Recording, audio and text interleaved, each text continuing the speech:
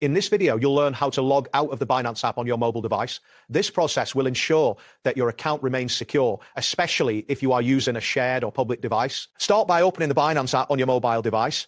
Ensure that you are logged into the correct account to avoid any confusion. Once the app is open, locate the profile icon in the top corner of the screen and tap on it. This will take you to the profile section where you can manage account and security options. Before proceeding, verify that no important transactions are currently in progress, as logging out during such activities may lead to confusion. Next, scroll down within the profile menu until you find the logout option, which is located at the bottom of the screen. Tap on logout to initiate the logout process. The app may prompt you for confirmation to prevent accidental logouts. When asked for confirmation, ensure that you select the appropriate option to confirm this action will immediately end your session, securely signing you out of the app. After confirming your logout, check that you are returned to the login screen.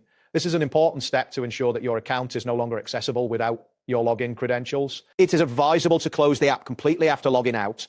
This will further safeguard your account from unauthorized access. Make sure not to save your passwords on shared or public devices. If available, consider enabling app block or biometric security features for added protection. Logging out whenever you use public or shared phones is crucial for maintaining your account's security.